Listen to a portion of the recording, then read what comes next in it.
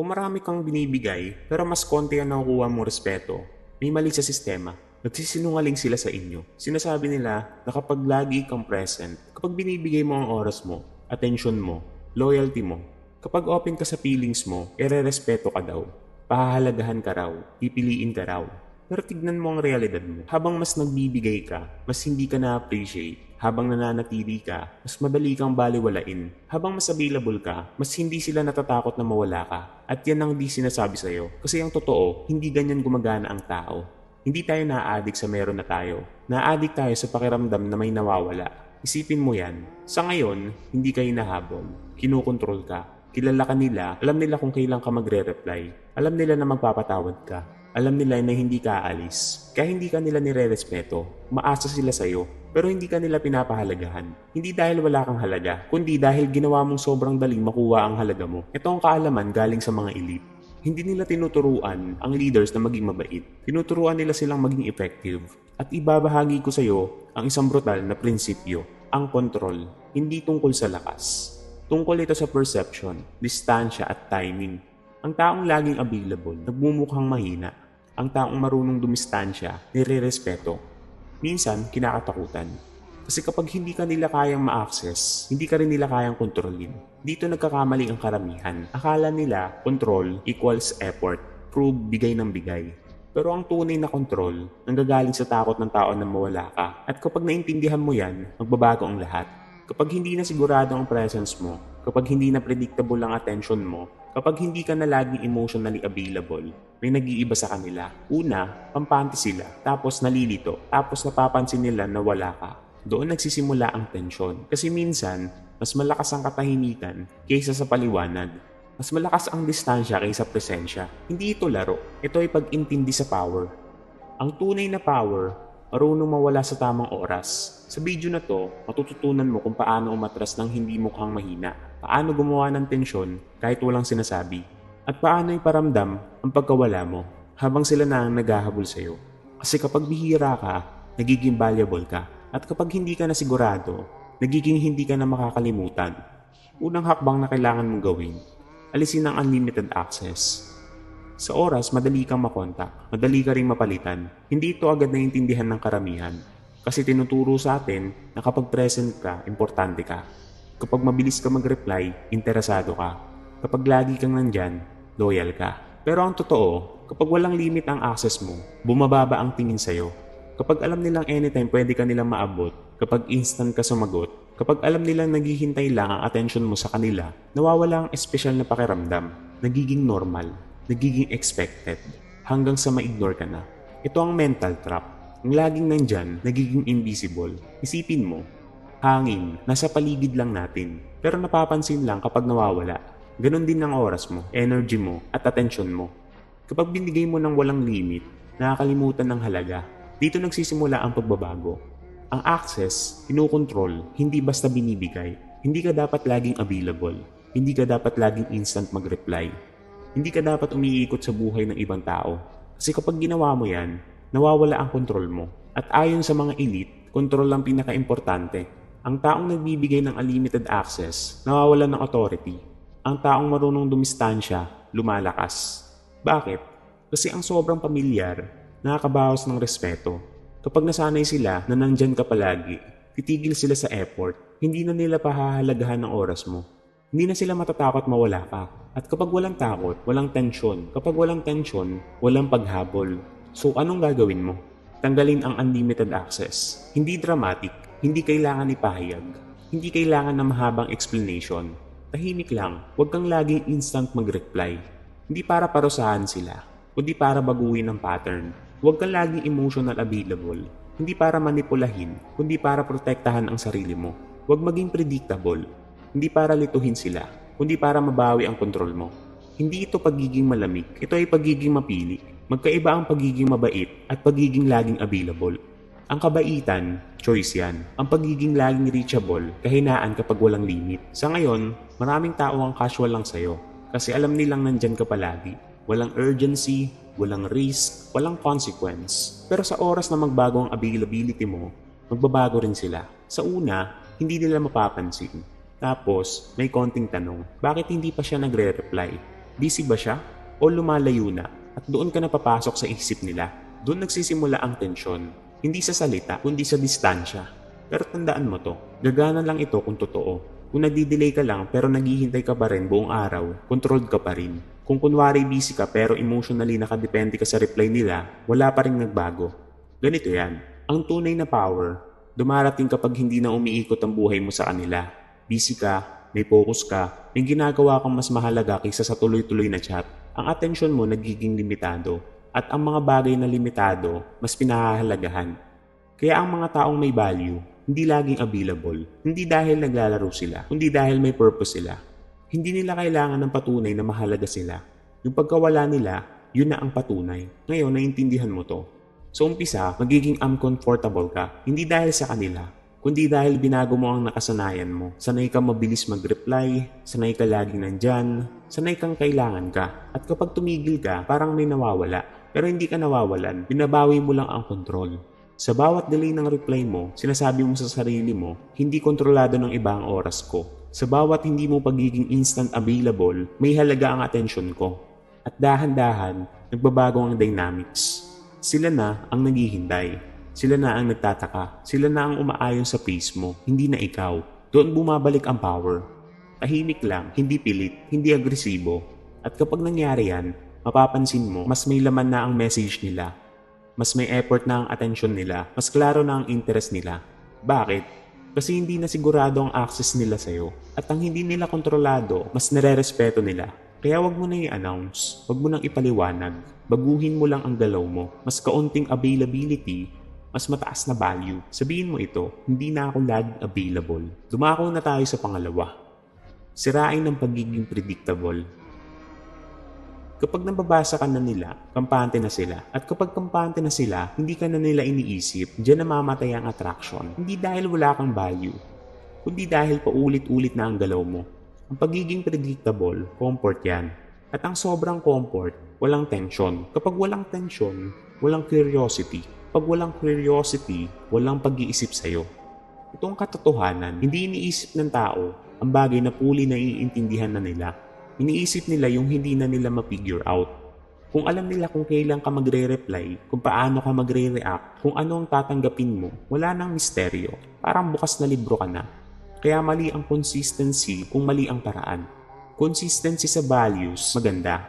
Pero consistency sa galaw, lalo na sa atensyon, ginagawa kang madaling basahin. At kapag nabasa ka na, kontrolado ka na. Dito na pumapasok ang sandata ng mga elite. Maging mahirap basahin, hindi fake, hindi magulo lang para sa drama, kundi may control. At hindi madaling hulaan kasi kapag hindi predictable ang galaw mo, napipilitan sila mag-focus sa'yo. Hindi sila makaka-relax, magtatanong sila, mag-o-observe sila, susubukan ka nilang intindihin. At doon nagsisimula ang fixation. Isipin mo, kung lagi kang instant mag-reply, expected na yan. Kung pareho lagi ang effort mo, assumed na yan. Pero kapag nabasag ang pattern, minsan late ka na mag-reply, minsan maaga, minsan nagbibigay ka na ng atensyon, minsan hindi. Minsan kalmado ka na kahit inaasahan nilang emosyonal ka. Minsan tahimik ka kahit inaasahan nilang magsasalita ka. Biglang hindi ka na nila mahulaan at doon napupunta ang focus nila sa'yo. Hindi ito random na laro. Ito ay pag-alis ng kontrol nila sa ritmo. Kapag predictable ka, sila ang may control. Kapag flexible ka, sila ang mag-a-adjust. Doon nagbabago ang power. Ang isang leader, hindi dapat lubusang nababasa. Kapag kaya ka nilang hulaan, nawawala ang respeto. Ang uncertainty, nagdadala ng ingay. Ang ingay, nagdadala ng atensyon. Ang atensyon, nagdadala ng impluensya. At yan ang gusto mo. Sa ngayon, casual lang sila sa'yo kasi kabisado na nila ang script mo. Alam nilang sasagot ka. Alam nilang mananatili ka. Alam nilang hindi ka magbabago. Kaya konti lang ang effort nila. Pero kapag nabago mo na ang patterns, nawawala ang kasiguraduhan nila. At ayaw ng utak ng uncertainty. Mag-iisip sila, bakit iba siya ngayon? May nagbago ba? Nawawala na ba siya ng interest? May nagawa ba akong mali? Ikaw na ang nasa isip nila, nagiging tanong ka. At ang tanong, umiikot sa utak. Paulit-ulit nilang iniisip ang huli mong message, ang huli mong galaw, at ang katahimikan mo. Doon nababago ang atensyon kahit hindi ka humahabol. Pero tandaan mo, gagana lang ito kung may control ka. Kung nag-iiba ka dahil nasaktan ka, halata yan. Kung inconsistent ka dahil gusto mo lang ng reaction, mahahalata din. Pero kapag galing sa stability ang galaw mo, ramdam na intentional. Ang intentional na galaw, nire-respeto. Hindi ka basta nagre-react, pinipili mo, at malaking bagay yan. Sumasagot ka kapag gusto mo, hindi dahil pressured ka. Nagbibigay ka ng atensyon kapag align sa focus mo, hindi dahil hinihingi. Nananatili kang kalmado kahit ano pa ang gawin nila. Dahil dito, nag-iiba ang tingin nila sa'yo, hindi ka na nila mailagay sa kahon. At kapag hindi ka na nila makategorize, aaralin ka na nila. Doon nagsisimula ang intrigue. Tandaan mo, hindi mo kailangan magsalita. Galaw mo ang nagsasalita para sa'yo. Ang tamang katahimikan, mas malakas kaysa paliwanag. Ang delayed reply, mas impact kaysa sa instant. Ang kalmadong reaksyon, mas nakakalito kaysa emosyonal. Kasi hindi ka na nila mabasa. At kapag hindi ka na nila mabasa, hindi ka na nila makukontrol. Yan ang goal. Hindi attention para sa validation, kundi attention galing sa curiosity. Kasi ang curiosity, mas tumatagal kaysa attraction. Ang attraction nawawala, ang curiosity naiiwan. Kaya tigilan mo ang pagiging madaling hulaan. Tigilan mo ang paulit-ulit na sagot. Tigilan mo ang parehong pattern. Basagin mo ang ritmo. Hindi random, kundi may dahilan. Kasi kapag hindi ka na predictable, magiging interesting ka sa isip nila. At kapag nagiging engaging ka sa isip nila, nagiging hindi ka makakalimutan. At ang pangatlong ibabahagi natin, umatras ng walang announcement. Karamihan, hindi marunong umalis. Hindi sila basta umatras. Inaarte nila ang pag-alis. Hindi sila tahimik na dumidistansya. Ina-announce nila. Hindi sila nawawala. Nagpapaliwanag sila. At sa oras na ipinaliwanag mo ang pagkawala mo, nawawala ang impact nito. Hindi na misteryo, hindi na malakas ang dating, nagiging predictable, nagiging kontrolado, at madaling i-dismiss. Dito nagkakamali ang marami. Akala nila kapag sinabi nilang, kailangan ko ng space, hindi muna ako magpaparamdam, nagiging importante sila. Pero ang totoo, nabubunyag lang ang intensyon nila. Ipinapakita nito na gusto mo ng reaksyon, gusto mo na mapansin, at kahit wala ka, kailangan mo pa rin ng atensyon nila. At yung kailangan na yan, sumisira sa authority. Kasi ang tunay na power, hindi nag-a-announce.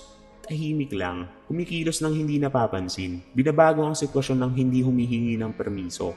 Ito ang mga bahagi na ginagamit ng mga elite. Mawala ka, walang babala. Walang mahabang speech, walang drama, walang paliwanag. Presensya mo, biglang wala. Kasi ang katahimikan, pinipilit ang isip na mag-isip. Kapag tumigil ka sa pagpapaliwanag, kapag inalis mo ang pagiging laging present, kapag nawala ang energy mo na parang bula, may iwan sila sa sarili nilang isip. Doon nagsisimula ang totoong epekto. Kapag walang sagot, ang utak gagawa ng kwento. Bakit siya tumahimik? May mali ba akong nasabi? Nawawalan na ba siya ng interes? Tuluyan na ba siyang lalayo? Hindi galing sa sarili mo ang mga tanong na yan. Galing yan sa hindi mo sinabi.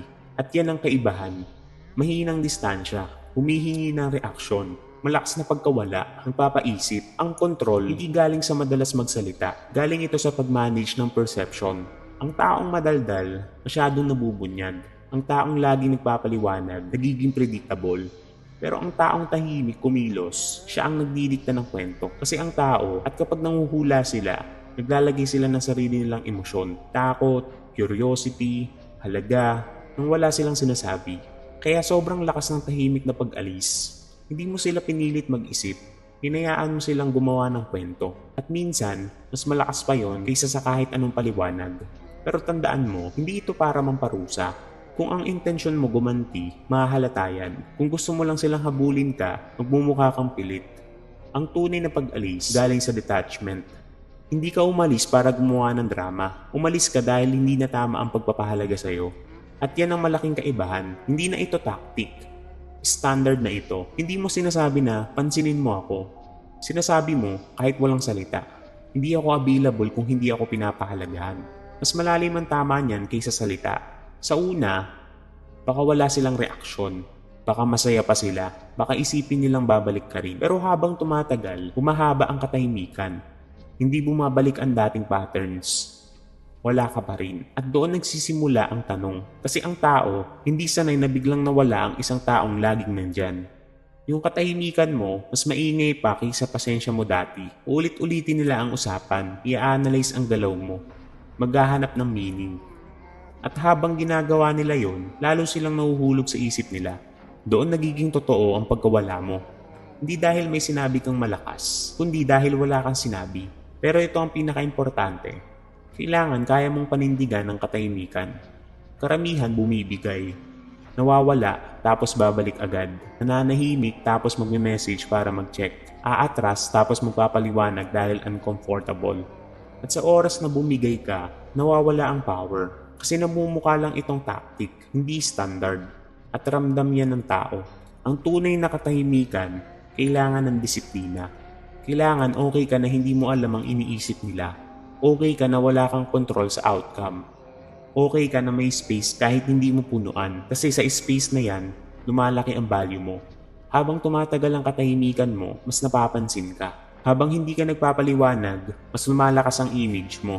Habang hindi ka bumabalik, mas bumibigat ang pagkawala mo. Hanggang sa maramdaman nila, hindi bilang message, hindi bilang statement, kundi bilang pagkawala. At ang pagkawala, lumilikha ng emosyon. Ang emosyon, lumilikha ng alaala. Ang alaala, lumilikha ng pag-iisip sa'yo. Lahat mula sa katahimikan. Kaya wag mong i-announce ang distansya mo. Wag mong ipaliwanag ang pagkawala mo. Wag mong i-perform ang pag-alis mo. Umatras ka lang at hayaan mong magsalita ang katahimikan. Kasi ang pinakamalakas na galaw, yung hindi naririnig, pero ramdam ng lahat. Sabihin mo ito, ang katahimikan ay power. At dumako na tayo sa pang-apat. Gumawa ng kahulugan sa emosyon. Hindi lang sa presensya. Hindi lang sa presensya. Karamihan nakala nila ang distansya, physical lang. Kala nila kapag hindi nagte-text, hindi nagpapakita ng namimiss na sila. Pero ang totoo, pwede kang mawala physically, pero emotionally available ka pa rin. At kung emotionally available ka pa rin, walang nagbago. Kasi ang attachment, hindi sa katawan nakabase, sa emosyon. Ibig sabihin, kahit wala ka sa harap nila, kung nararamdaman pa rin nila ang validation mo, ang reassurance mo, ang emotional support mo, hindi ka pa rin nawala sa kanila. May control pa rin sila. Ito ang common na pagkakamali. Umalis nga sa lugar pero hindi mo iniwan ang connection. May space pero walang kakulangan. Wala ka physically pero reachable ka pa rin emotionally. At doon, walang tension. Kasi ang tension nagsisimula lang kapag naputol na ang emotional supply. Hindi nabawasan, naputol. Ito ang shift. Hindi ka lang lalayo sa presensya nila. Titigil ka rin sa pagbibigay ng emosyon. Kasi hindi attention ang pinakamalakas na currency, emosyon. Kapag alam nila makukuha pa rin nila ang validation mo, ang assurance mo, ang reaction mo, hindi nila mararamdaman ang pagkawala mo. Distansya lang, hindi pagkawala. Ang distansya ng walang pagkawala, walang impact. So anong ibig sabihin ng emotionally scarcity? Sample, itigil lang sobrang validation. Hindi mo kailangan i-reassure sila palagi. Hindi mo kailangan palakihin ang ego nila palagi. Hindi mo kailangan maging emotional support on demand. Hindi dahil malamig ka, kundi dahil may control ka. Kasi kapag unlimited ang emotional access, inaabuso yan. Hindi na pinahalagahan ang salita mo. Hindi na na-appreciate ang energy mo. Hindi na ire-respeto ang presence mo. Bakit? Kasi pakiramdam nila, nandyan ka lang lagi. At ang bagay na parang permanent, nawawalan ng halaga. Pero sa oras na mawala ang emotional supply, magbabago ang lahat. Mararamdaman nila ang kaibahan. Mapapansin nila ang katahimikan kung saan dati may validation mo. Mararamdaman nila ang pagkawala ng assurance mo. Mararamdaman nila ang pagbabago ng energy mo. At doon nagsisimula ang isang malakas na bagay. Emotional tension. Kasi hindi na nila makukuha ang nakasanayan nila sa'yo. At ang utak ng tao, malakas ang reaction sa ganito. Bakit hindi na siya supportive tulad ng dati? Bakit parang iba na siya? May nawala ba? Dito nag-iibang dynamics. Dati, sila ang kumukuha ng emotional energy mo. Ngayon, sila na ang naghahanap nito. Diyan ang turning point. At hindi ito galing sa distansya, galing ito sa pagputol ng emotional access. Kaya ang mga elite, kontrolado ang perception. Kapag pakiramdam ng tao na unlimited ang access nila sa emosyon mo, iniisip nila na kontrolado ka nila. Pero kapag naging limitado, maingat, at pili ang emosyon mo, nawawala ang kontrol nila. At kapag nawalan sila ng kontrol, tumataas ang attention nila. Kasi ngayon, kailangan na nilang paghirapan yung dating binibigay mo ng libre. At ng pinaghihirapan, laging mas pinahahalagahan. Pero linawin natin, hindi ito pagiging malamig o walang pakialam. Ito ay disiplina sa emosyon. May pakialam ka pa rin. May nararamdaman ka pa rin. Pero hindi mo basta ibinibigay. Hindi ka agad nagre-react. Hindi ka basta nagbibigay ng validation. Pinipili mo kung kailan at paano. At yung pagpili mo, doon nagmumula ang power. Ang nagiging bihira, ang emotional presence mo. At ang bihira, mas mahalaga. Dati, expected ang support mo. Ngayon may bigat na. May tension na. Dati, normal lang ang validation mo. Ngayon may impact na. Dati, inaabuso ang energy mo. Ngayon, hinahanap na. Yan ang shift. Hindi lang mula sa presensya na pupunta ang pagkawala, kundi mula sa sobra papuntang limitado. At ang limit, binabago ang ugali ng tao. Kapag nararamdaman nilang baka mawala ang access nila sa emosyon mo, mag-i-invest sila, mas attentive, mas maingat, mas aware. Kasi hindi na sila siguradong nandyan ka. At ang insecurity, gumagawa ng effort. Pero tandaan mo, kung pinuputol mo ang emotional access, tapos ibabalik mo agad, mawawala ang epekto. Magmumukha lang itong pansamantala, hindi totoo. Ang tunay na emotional scarcity galing sa stability. Hindi ka nagbabago, nagdidesisyon ka base sa standards mo. Hindi ka nagbibigay dahil inaasahan nila. Nagbibigay ka kapag tama para sa'yo. At yan ang malaking kaibahan. Kasi ngayon, ang emosyon mo, hindi reaction. Kaya huwag ka lang umalis physically, umalis ka rin emotionally. Hindi dramatic, hindi masakit, kundi kontrolado, disiplinado at intentional. Kasi sa oras na hindi na nila maramdaman ang emotional supply mo, doon nila mararamdaman ang pagkawala mo. At kapag naramdaman nila yan, hindi ka na nila kayang i-ignore. Sabihin mo ito, limitado ang emosyon ko. Panglima, hayaan mong uncertainty ang gumawa ng trabaho. Tinuturuan ka na magpaliwanag. Siguraduhin na naiintindihan ka. Linawin ang katahimikan mo. Tanggalin ng kalituhan. Akala mo nakakabuo ito ng tiwala. Pero ang totoo, pinapatay nito ang intrigue. Kasi kapag lubos ka na nilang naiintindihan, kapag lahat may paliwanag, kapag walang tanong, wala silang iniisip tungkol sa'yo. Kapag wala silang iniisip, nawawala ka sa isip nila. Ito ang danger ng sobrang linaw. Nawawala ang misteryo. Nawawala ang tensyon, nawawala ang curiosity. At walang curiosity, walang mental engagement. Dito nawawala ang power ng karamihan. Nararamdaman nila ang pagbabago, kaya nagpapaliwanag sila. Tumatahimik, kaya nagja-justify. Umaatras, kaya nagme-message para maglinaw. At sa paggawa nito, binubura nila ang epekto na ginawa nila. Kasi ang uncertainty, hindi kalaban. Advantage mo ito. Ang utak ng tao gustong kumpleto ang sagot. Kapag kulang, iniisip. Kapag malabo, naiiwan sa isip. Kapag hindi tapos, lumalaki ang halaga. Kaya naadik ang tao sa unanswered messages, biglang katahimikan, hindi maintindihang galaw, hindi dahil nangyayari, kundi dahil hindi may paliwanag. Ito ang galaw para sa mga elite. Hayaan mong may kalituhan. Huwag mong madaliin ang paliwanag. Huwag mong linawin lahat ng galaw mo. Huwag mong gawing madali na maintindihan ka. Kasi kapag ginawa mo yan, nawawala ang edge mo. Ang leader, hindi ibinubunyag ang lahat. Kasi kapag lubos ka na iintindihan, nawawala ang control. Pero kapag may uncertainty, nagiging maingat ang tao. Mas nag-o-observe, mas nag-iisip, mas nag-i-invest ng oras sa pag-intindi sa'yo. At yung mental investment, nagiging attachment. Sa ngayon, hindi ka masyadong iniisip ng iba. Hindi dahil wala kang value, kundi dahil wala kang mystery. Pinapaliwanag mo na lahat, klaro ang emosyon mo, halata ang intention mo, predictable ang galaw mo, kaya lumilipat na ang isip nila. Pero kapag pumasok na ang uncertainty, magbabago ang lahat. Hindi ka nagre-reply tulad ng dati, hindi mo ipinapaliwanag kung bakit, hindi mo nililinaw ang mood mo, hindi mo binibigay ang sagot na inaasahan nila. Ngayon may gap, at ayaw ng utak ng gap, kaya pupunuin nila yan ng mga tanong. Nawawalan ba siya ng interest? May nagawa ba akong mali?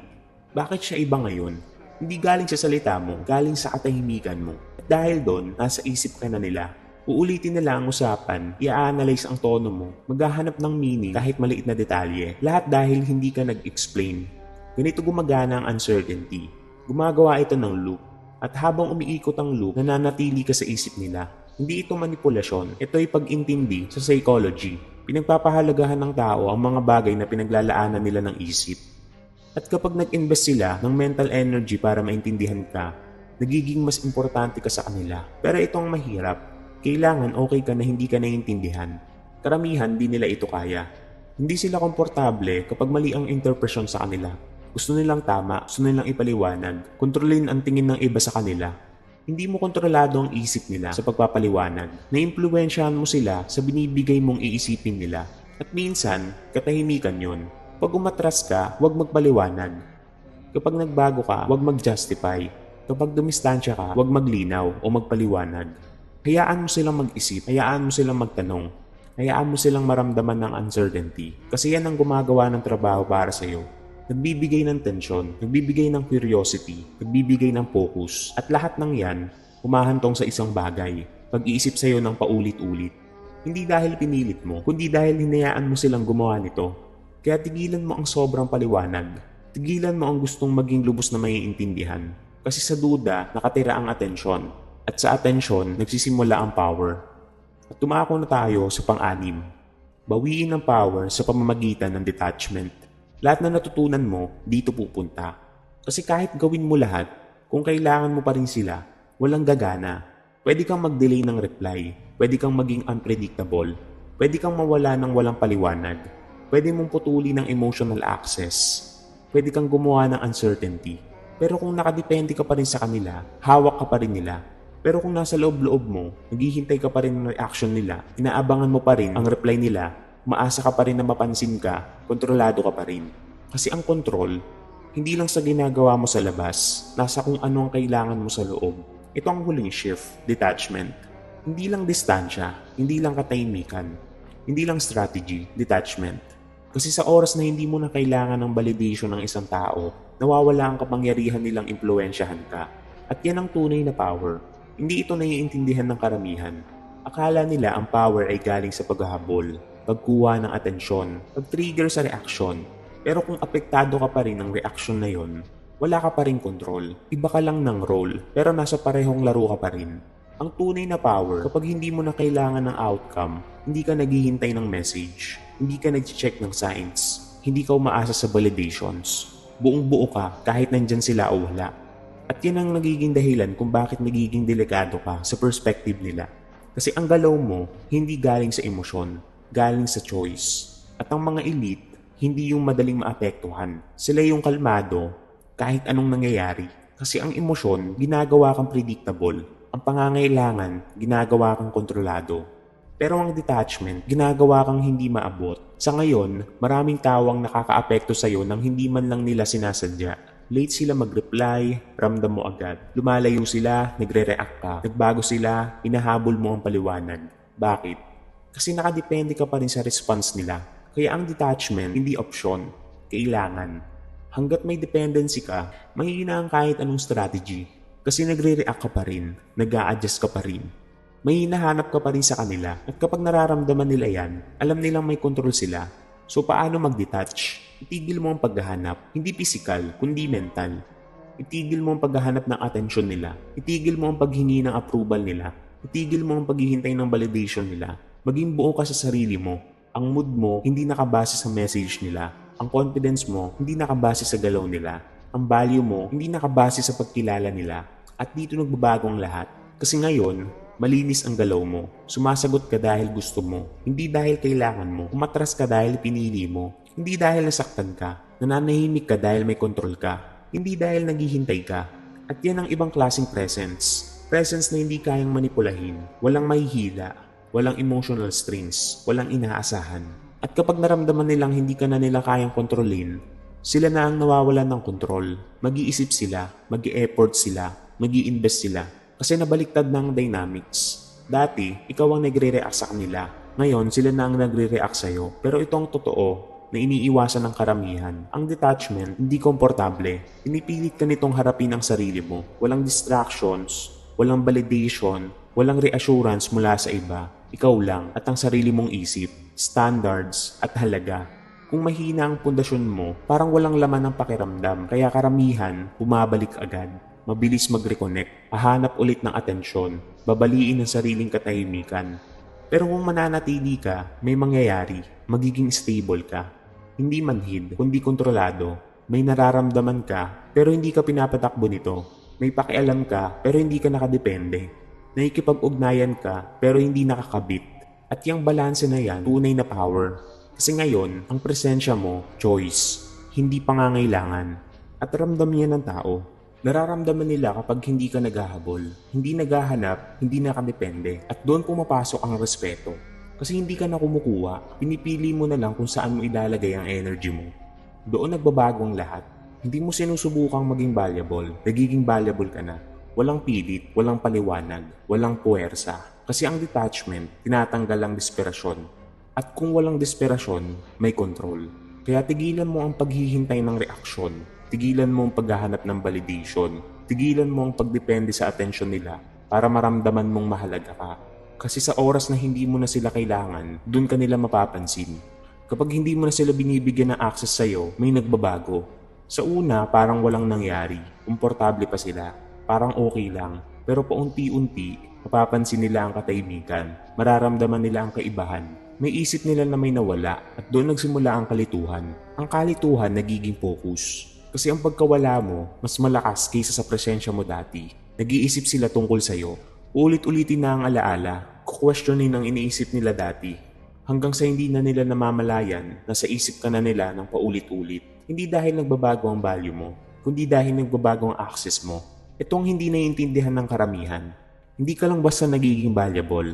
Nagiging valuable ka kapag hindi ka na basta makuha. Karamihan ng tao, ginugugol ang buhay sa pagiging likable, sa pagiging tanggap. Pero ang hindi nakakalimutan, sila yung tipo ng taong marunong sa kontrol, marunong sa timing, marunong sa distansya, marunong umatras at hayaan magsalita ang katahimikan.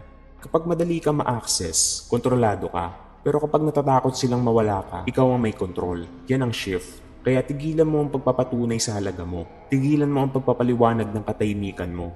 Tigilan mo ang pagiging emotionally available on demand. Simulan mong piliin ang sarili mo. Simulan mong piliin kung saan mo ilalagay ang energy mo. Kasi ang atensyon mo, hindi mura. Ang presensya mo, hindi unlimited. Ang emosyon mo, hindi para sa lahat. Maging bihira, maging may distansya, maging kontrolado, at kapag naintindihan mo to, hindi ka nababalik sa pagiging madaling hulaan, madaling maabot, at madaling kontrolin. Kasi sa huli, hindi koneksyon ang hinahabol ng tao. Hinahabol nila ang pakiramdam na baka wala na ito.